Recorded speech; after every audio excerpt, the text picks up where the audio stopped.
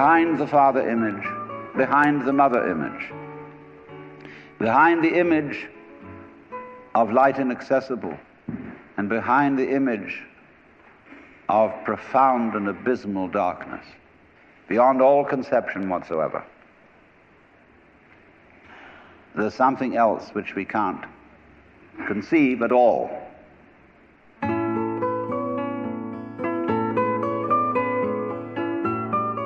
Welcome to The Love of Wisdom with Alan Watts. As one of the century's most eloquent philosophers, Alan Watts introduced a generation in the West to the fascinating ideas of the Far East, the wisdoms of the Orient. In the 1960s and early 70s, he lectured throughout the English-speaking world and was recorded in a variety of settings, from seminars aboard his ferry boat, the Vallejo, in Sausalito, California, to keynote addresses at major universities. Recorded at the First Unitarian Church in San Francisco in 1971, this program is called Images of God. Here's Alan Watts. Now, I'm sure that most of you know the old story about the astronaut who went far out into space and was asked on his return whether he had been to heaven and seen God. And he said yes. And so they said to him, well, what about God? And he said, she is black. And although this is a very well-known and well-worn story, it is very profound. Because, I tell you, I knew a monk who started out in life as pretty much of an agnostic or an atheist, and then he began to read Henri Bergson, the French philosopher who proclaimed the vital force, the élan vital, and so on. And the more he read into this kind of philosophy, the more he saw that these people were really talking about God. And I've read a great deal of theological reasoning about the existence of God, and they all start out on this line. If you are intelligent and reasonable, you cannot be the product of a mechanical and meaningless universe. Figs do not grow on thistles. Grapes do not grow on thorns. And therefore, you, as an expression of the universe, as an aperture through which the universe is observing itself, cannot be a mere fluke. Because if this world peoples, as a tree brings forth fruit, then the universe itself, the energy which underlies it, what it's all about, the ground of being, as Paul Tillich called it, must be intelligent. Now, when you come to that conclusion, you must be very careful, because you may make an unwarranted jump. Namely, the jump to the conclusion that that intelligence, that marvelous designing power which produces all this, is the biblical God. Be careful. Because that God, contrary to his own commandments, is fashioned in the graven image of a paternal, authoritarian, beneficent tyrant of the ancient Near East.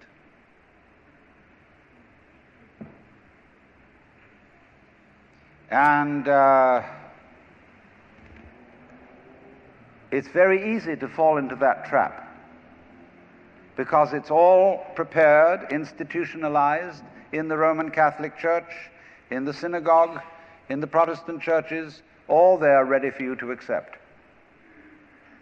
And by the pressure of social consensus and so on, it is very natural to assume that when somebody uses the word God, it is that father figure which is intended.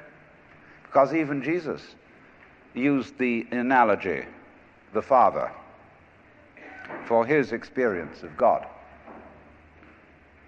He had to. There was no other one available to him in his culture. But nowadays, we are in rebellion against the image of the authoritarian father. Especially this should happen in the United States, where it happens that we are a republic and not a monarchy. And if you, as a loyal citizen of this country, think that a republic is the best form of government, you can hardly believe that the universe is a monarchy. But to reject the paternalistic image of God as an idol is not necessarily to be an atheist. Although I have advocated something called atheism in the name of God. That is to say,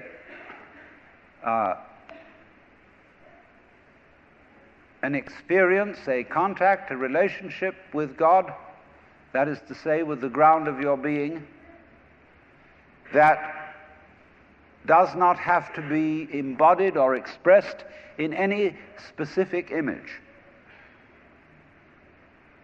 Now, theologians on the whole don't like that idea, because I find in my discourse with them that they want to be a little bit hard-nosed about the nature of God. They want to say that God has indeed a very specific nature. Ethical monotheism means that the governing power of this universe has some extremely definite opinions and rules to which our minds and acts must be conformed. And if you don't watch out, you'll go against the fundamental grain of the universe and be punished in some way. Old-fashionedly, you will burn in the fires of hell forever. More modern-fashionedly, you will fail to be an authentic person. It's another way of talking about it. But there is this feeling, you see, that there is authority behind the world, and it's not you. It's something else. Like we say, that's something else that's far out. And therefore, this Jewish, Christian, and indeed Muslim approach makes a lot of people feel rather strange, estranged from the root and ground of being. There are a lot of people who never grow up and are always in awe of an image of grandfather. Now, I'm a grandfather. I have 5 grandchildren, and so I'm no longer in awe of grandfathers. I know I'm just as stupid as my own grandfathers were, and therefore am not about to bow down to an image of God with a long white beard. Now, naturally, of course, we intelligent people don't believe in that kind of a God, not really. I mean, we think that God is spirit, that God is very undefinable and infinite and all that kind of thing. But nevertheless, the images of God are have a far more powerful effect upon our emotions than our ideas. And when people read the Bible and sing hymns, Ancient of Days, who sittest throned in glory, immortal, invisible, God only wise, in light inaccessible, hid from our eyes, they still got that fellow up there with a beard on. It's way in the back of the emotions. And so we should think, first of all, in contrary imagery, and the contrary imagery is, she's black. Imagine instead of God the Father, God the Mother. And imagine that this is not a luminous being, blazing with light, but an unfathomable darkness, such as is portrayed in Hindu mythology by Kali, K-A-L-I, the Great Mother, who is represented in the most terrible imagery. Kali has a tongue hanging out long, drooling with blood. She has fanged teeth. She has a scimitar in one hand and a severed head in the other. And she is trampling on the body of her husband, who is Shiva.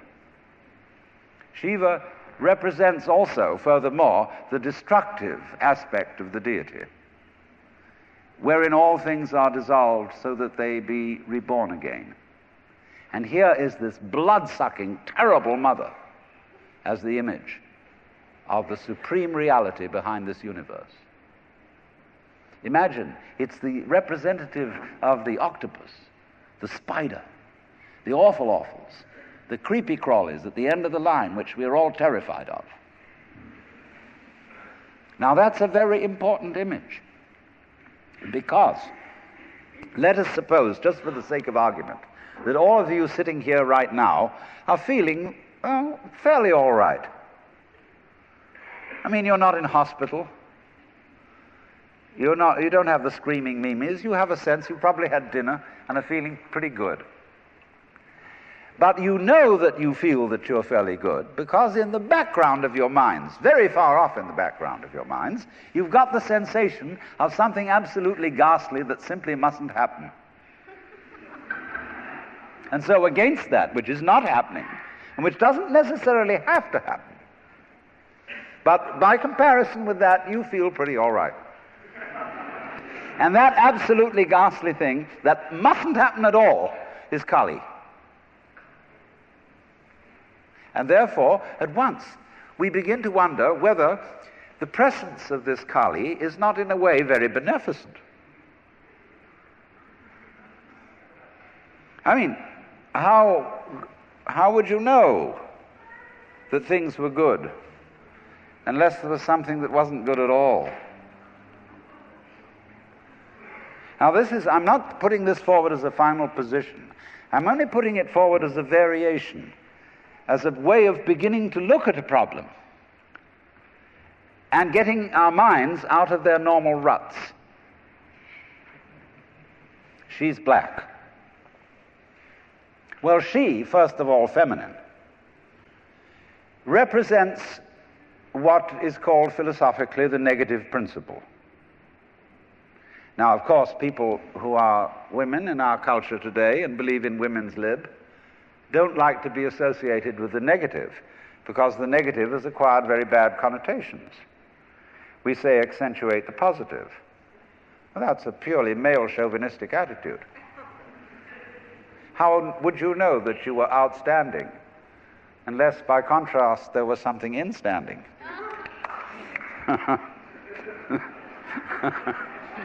You cannot appreciate the convex without the concave. You cannot appreciate the firm without the yielding. And therefore, the so-called negativity of the feminine principle is obviously life-giving and very important. But we live in a culture which doesn't notice it. You see a painting, a drawing of a bird, and you don't notice the white paper underneath it. You see a printed book, and you think that what is important is the printing, and the page doesn't matter. And yet, if you reconsider the whole thing, how could there be visible printing without the page underlying it? What is called substance, that which stands underneath, underneath, stands. To be substantial is to be underlying, to be the support, to be the foundation of the world. And of course, this is the great function of the feminine, to be the substance.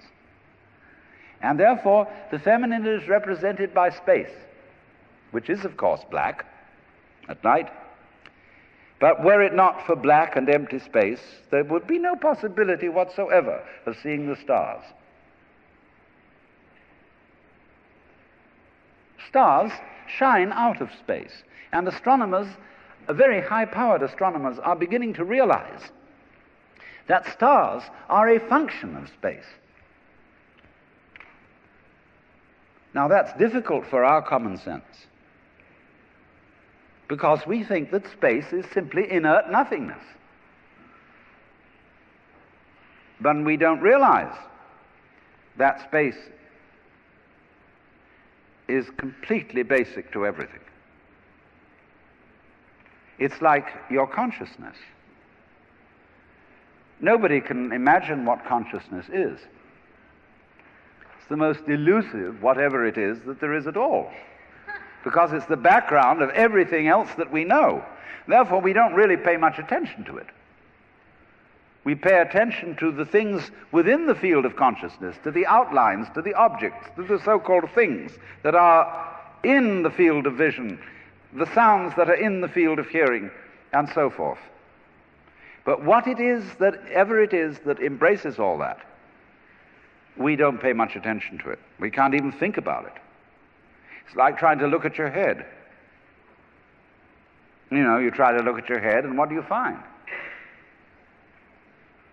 You don't even find a black blob in the middle of things. You just don't find anything. And yet that is that out of which you see, just as space is that out of which the stars shine. So there's something very queer about all this. That which you can't put your finger on, that which always escapes you, that which is completely elusive, the blank, seems to be absolutely necessary for there to be anything whatsoever. Now let's take this further. Kali also is the principle of death, because she carries a scimitar in one hand and a severed head in the other. Death. This is tremendously important to think about. We put it off. Death is swept under the carpet in our culture. In the hospital, they try to keep you alive as long as possible in utter desperation. They won't tell you that you're going to die. When their relatives have to be informed that it's a hopeless case, they say, "Don't tell this to the patient." And all the relatives come around with hollow grins and say, "Well, you'll be all right in about a month, and then we'll go and have a holiday somewhere and sit by the sea and listen to the birds and whatnot." And the dying person knows that this is mockery. Well, of course, we've made death howl with all kinds of ghouls. We've invented dreadful afterlives. I mean, the Christian version of heaven is as abominable as the Christian version of hell. I mean, nobody wants to be in church forever. Children are absolutely horrified when they hear these hymns which say, "Prostrate before thy throne to lie and gaze on thee." They can't imagine what this imagery means. I mean, in a very subtle theological way, I could wangle that statement around to make it extremely profound. I mean, to be prostrate at once and to gaze on the other hand, see, is a coincidentia oppositorum, a coincidence of opposites, which is very, very deep. But to a child, it is a crick in the neck. And that's the sort of imagery we're brought up with.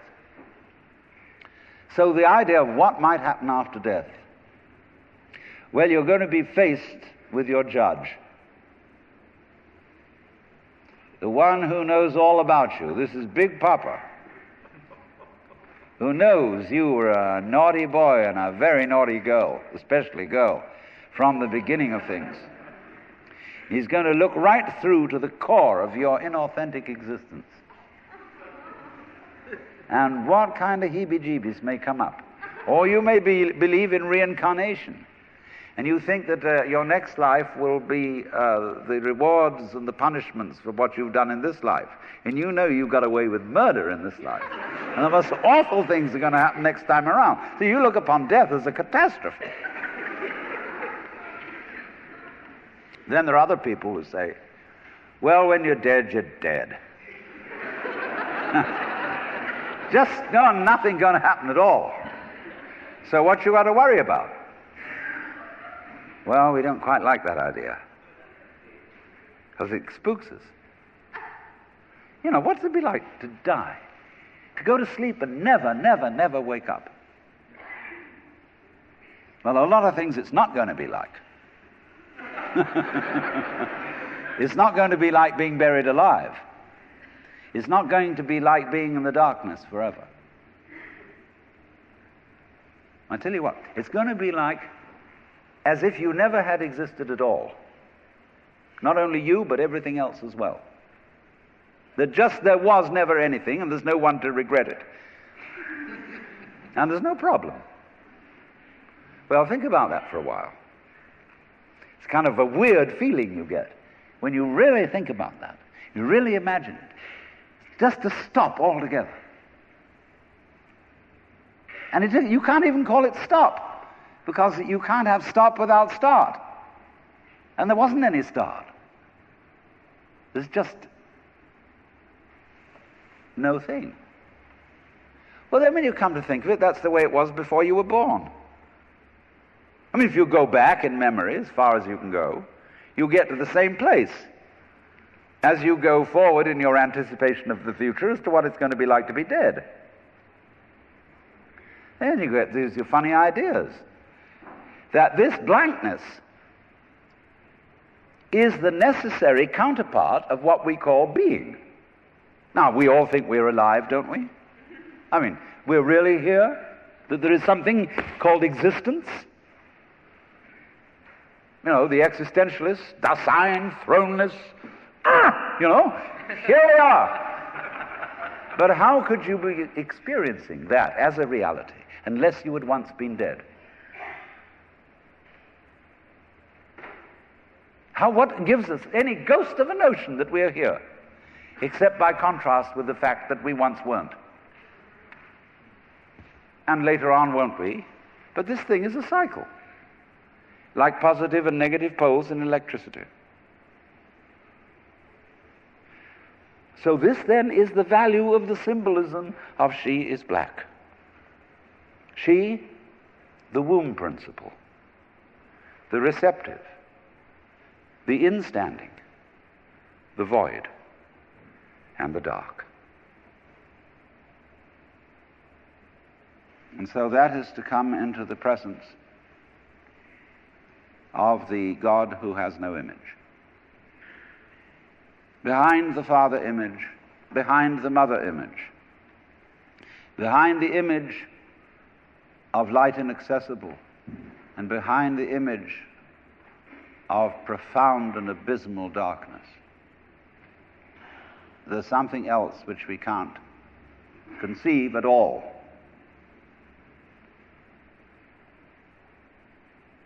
Dionysius the Areopagite called it the luminous darkness.